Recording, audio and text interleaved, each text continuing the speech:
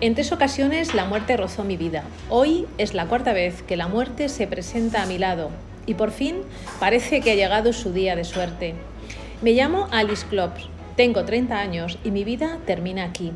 La salamandra desnuda, Yves de Villegas en el micrófono de Rosa Pasapágina.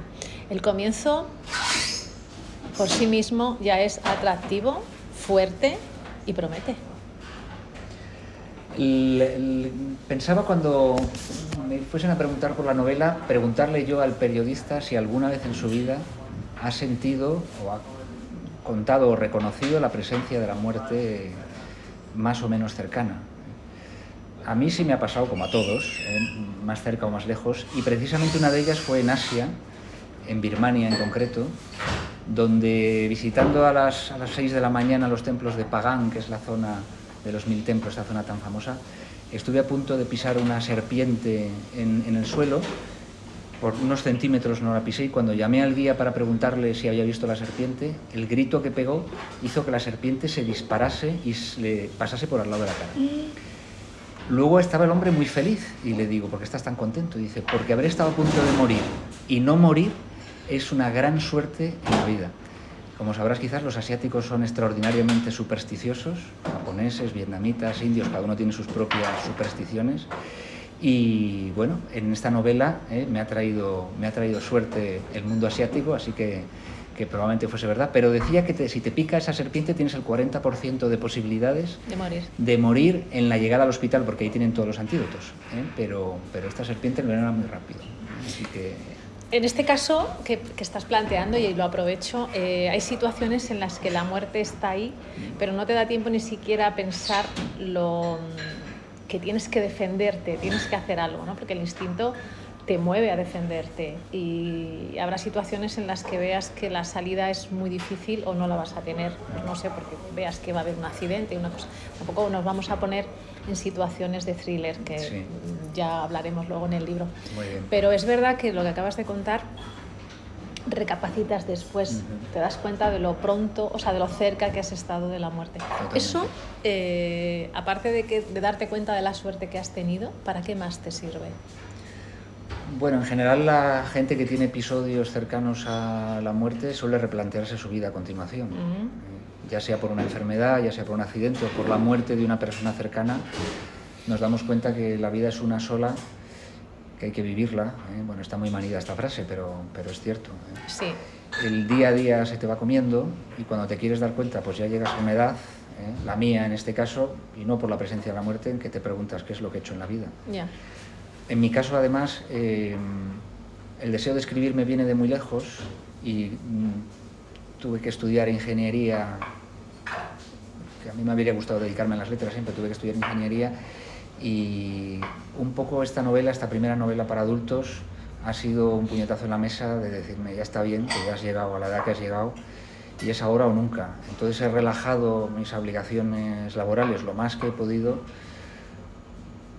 como si me fuese a morir de alguna manera, para realizar el sueño, que lo tienes aquí encima de la mesa. Ahora es mi momento, ¿no? Ahora es mi momento, pero sí, llega un momento en la vida en que todos tenemos algo pendiente a lo mejor, o vivir quizás solamente, y hay que tomar la decisión de hacerlo, y no es fácil, ¿sabes? Pues esto que está sobre la mesa, ahora hablaremos de la portada, que me parece preciosa. Es muy bonita, sí. Te invita a meterte dentro. Sí. Pero vamos a hablar de Alice. ¿Qué hace una escocesa en un mundo tan oscuro en esa parte tan oscura como está en Japón? Bueno, está oscura desde el punto de vista personal, primero. Ahí. Yo me he sentido expatriado mucho tiempo también y conozco un poco esa sensación de preguntarte a una determinada edad, ¿qué estoy haciendo aquí? Lejos de la familia, como es el caso de Alice, con unas circunstancias personales que quizás no debería destripar, pero con una situación sentimental complicada, con una edad en la que además la parte laboral no la tiene bien resuelta, y cuando ya decide volverse a su casa, a Aberdeen, en Escocia, se topa de pronto con una locomotora de emociones como es el Yuriko, esa chica tatuada de la yakuza que irrumpe en su vida con esa fuerza tan extraordinaria y de la que se enamora instantáneamente. Y algunos me preguntan, ¿es un poco exagerado quizás eso del del enamorarse instantáneamente, ¿eh? Bueno, en mi caso sí fue así. Yo me enamoré de mi mujer al instante, y bien puedo decir que el amor a primera vista existe y lo he querido trasladar en la novela. Has dicho varias cosas que quiero coger. Esa escena en la que Yuriko se mete en el agua, un cuerpo completamente tatuado, esa atracción que ejerce sobre Alice, nada más verla, posiblemente, quizá, no sé, quizá se fije más en el tatuaje que en quien lo porta. Quizás sea la primera atracción que tiene. Luego tenemos el agua, muy importante en la cultura japonesa, que ahora me gustaría que habláramos de ella. Y por último, los yakuza, también quiero que me hables de ellos. Muy bien. Bueno, efectivamente, si tú ves ahora a una persona tatuada todo el cuerpo, aquí en España simplemente impresiona. Sí. Pero en Japón tiene un significado, un segundo significado, que es que solo los yakuza, prácticamente solo los yakuza, se tatúan para identificarse entre ellos y contra la sociedad, por así decirlo. Además, la gente que está tatuada no puede entrar en los baños públicos en general, no puede entrar en determinados clubs de golf, en hoteles, es decir, es un signo negativo, entre comillas, en esa sociedad, ¿eh? Por lo tanto, no tiene nada que ver con los tatuajes aquí. Luego, ya cuando conoce a Yuriko, la primera sensación es la de peligro. La segunda es que en la cultura japonesa el tocarse, la cercanía, incluso el diálogo, en un primer momento es absolutamente inusual. Por lo tanto, que una chica tatuada se meta en la bañera contigo, en el ofuro, ¿no? Que son estos baños públicos, los sento japoneses, que son muy usuales, ¿no? En todos los barrios hay uno, se acerque, tenga esos tatuajes y además te hable directamente y de forma hasta cierto punto personal, sorprende enormemente a la chica, y ya desde el principio, lo que de la novela, ya empieza a ver un poco que ahí puede haber algo raro.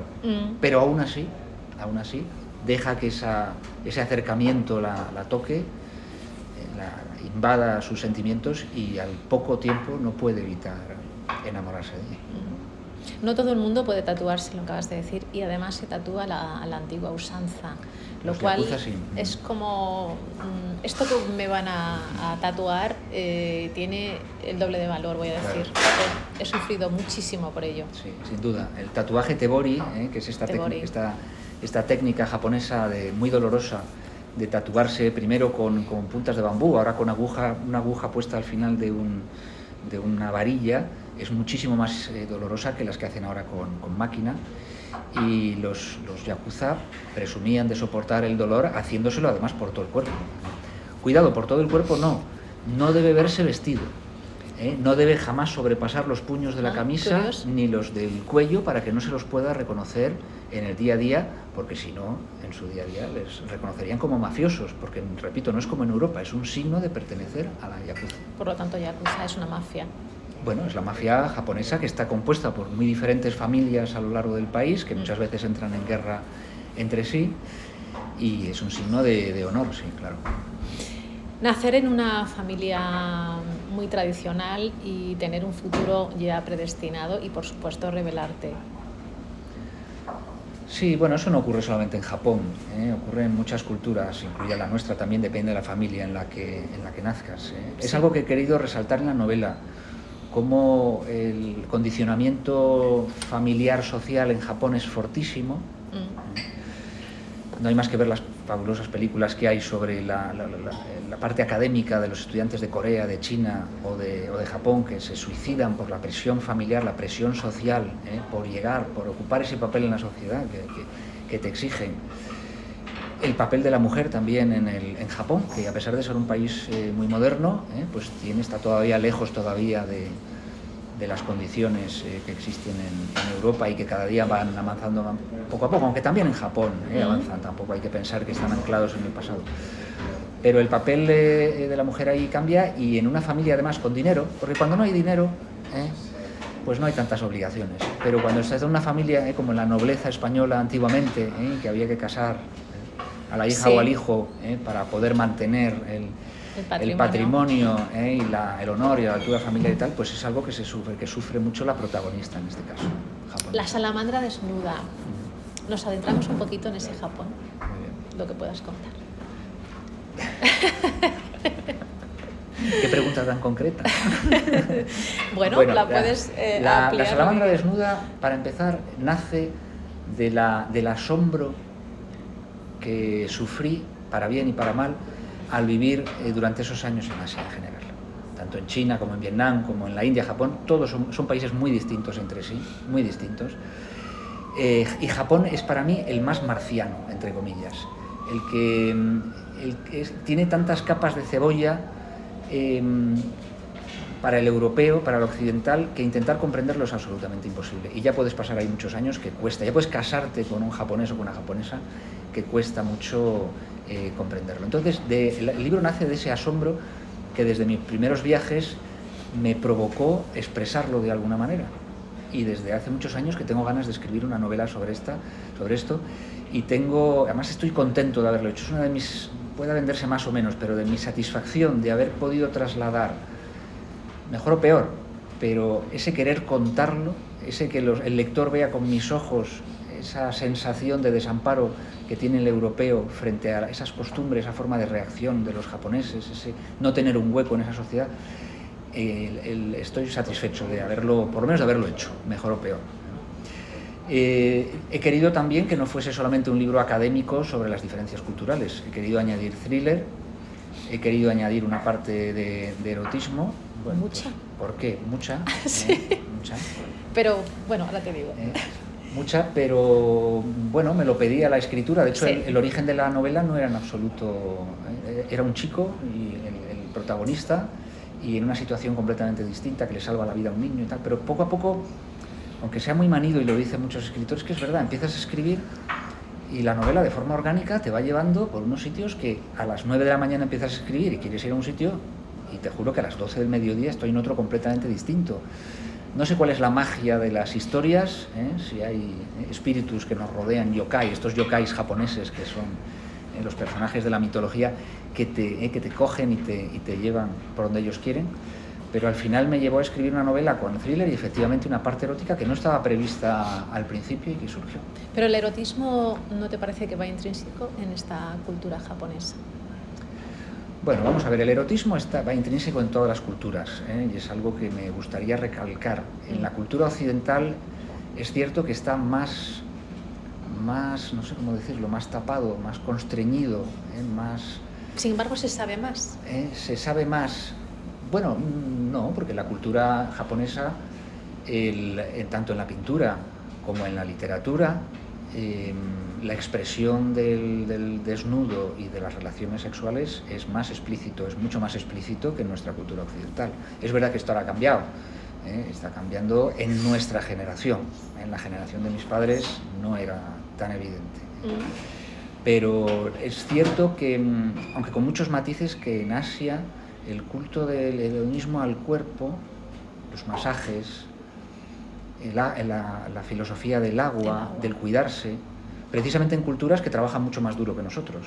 Chinos, japoneses, coreanos trabajan una dureza extrema, con lo cual necesitan más que nosotros ese regocijo del cuerpo que nuestra cultura judeocristiana tiene a veces debajo de la alfombra, ¿no? Cierto. La práctica de los masajes, por ejemplo, que es algo que sorprende mucho cuando pasas mucho tiempo en Asia, te das cuenta que por una parte viene cargado de erotismo y por otra parte en absoluto viene cargado de salud. Hay padres e hijos, en China por ejemplo, los padres masajean a los hijos a los padres, los japoneses se bañan cuando llega el padre del trabajo en Japón, en los ofuros, que son las grandes bañeras que tienen en sus propias casas, los padres se bañan con los hijos, es el lugar de encuentro después del trabajo.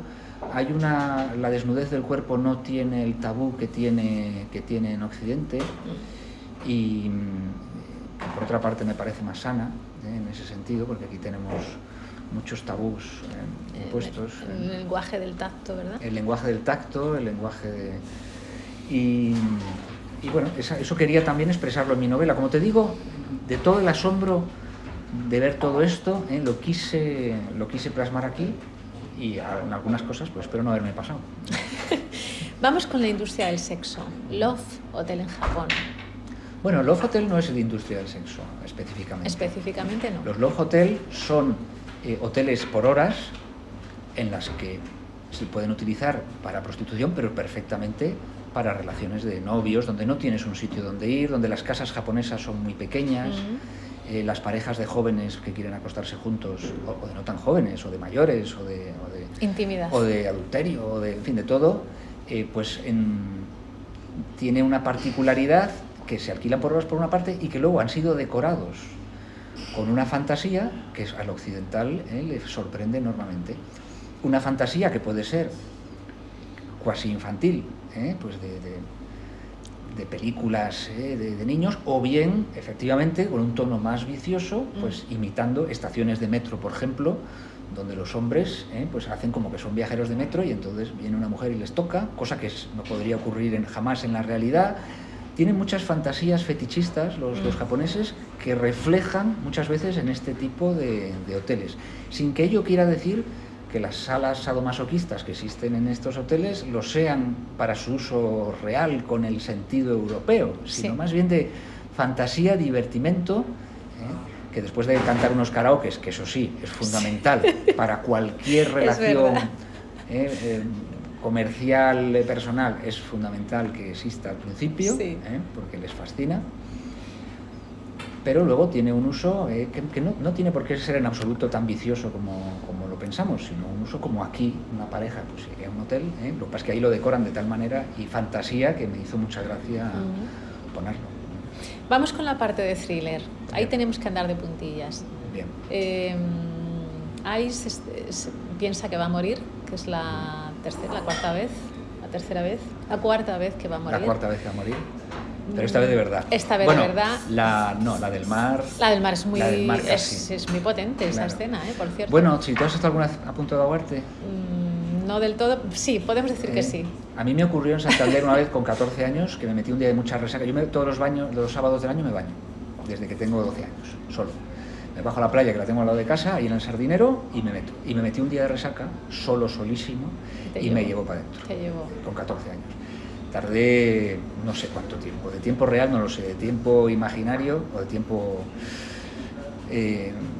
tardé 30 o 40 minutos en salir y estaba convencido que me moría. O sea, esa es la otra vez que yo digo, esta vez me muero y mis padres, van a perder a su hijo, soy un imbécil.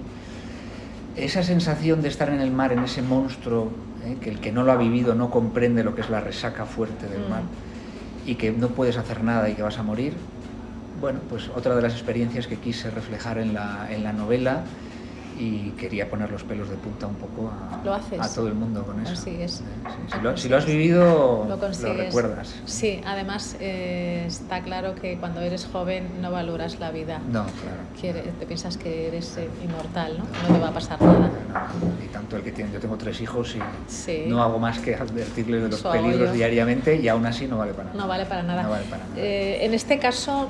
A ver, quiero andar de puntillas. Ella se despierta y tiene la sensación de que tiene un techo encima, de que no puede respirar, de que no... Está metido como en una cápsula, está encapsulada, pero de repente se da cuenta que sí que está viva. Ella toca con sus pies algo. O sea, digamos que es como... Cuidado, son dos escenas distintas. Sí, pero no quiero aclararlas. Bien.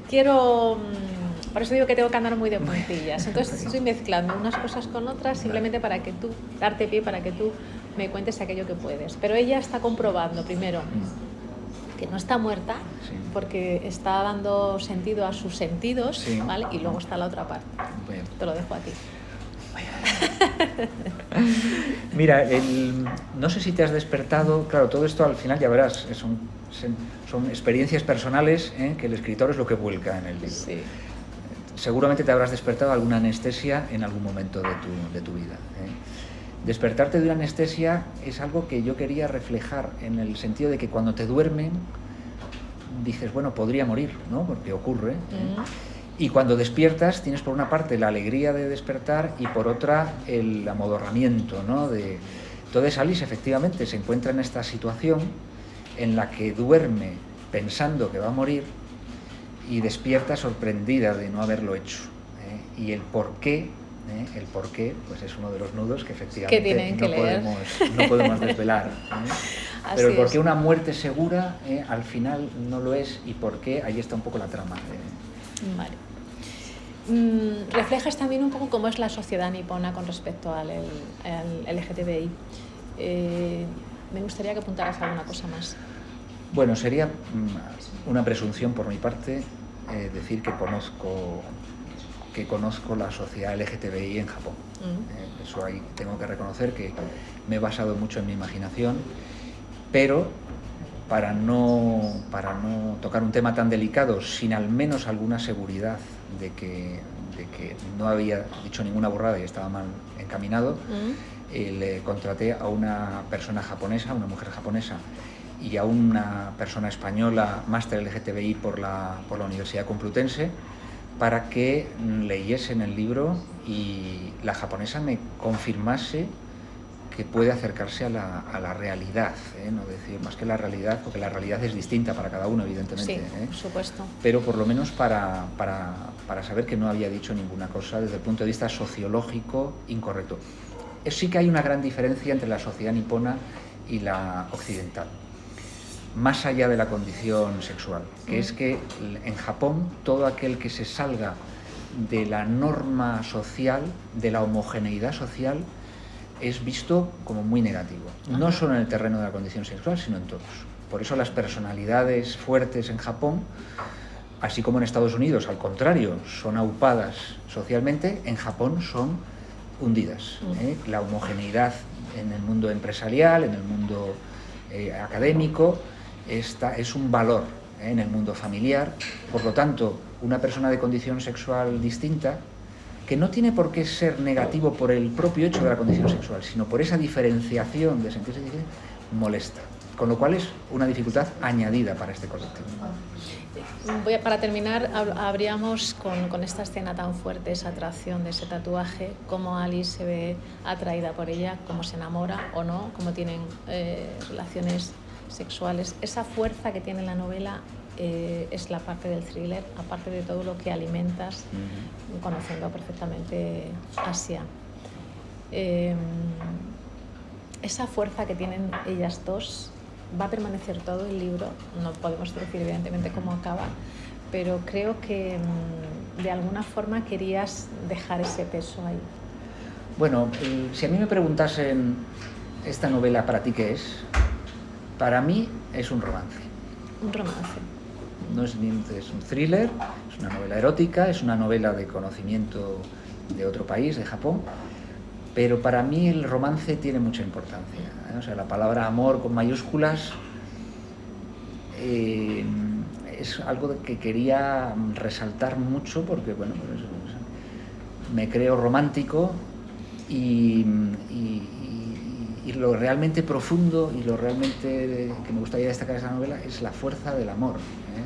Cómo sobrepasa el peligro de muerte, cómo sobrepasa la condición sexual, cómo lo sobrepasa todo y lucha con una fuerza enorme y no es ni por sobrevivir, es por amar y blindar ese amor, porque cuando uno siente amor de verdad en la vida, y espero que el lector en esto se identifique, no lo quiere soltar porque es lo más importante que hay en la vida. Yo cuando era niño le preguntaba a mis padres, ¿por qué todas las canciones son de amor? Y mis padres me decían, porque el amor es lo más importante de la vida, y es verdad. Es lo que mueve todo. Es verdad, más allá de todo lo demás, más allá de la sociedad, más allá de las costumbres sociales, más allá de todo, el amor es lo que mueve todo. Pues un placer, Cif, La salamandra desnuda. Muchas gracias y adelante con este libro. Por escucharme y Gracias por leer el libro. Sí. Gracias. Gracias.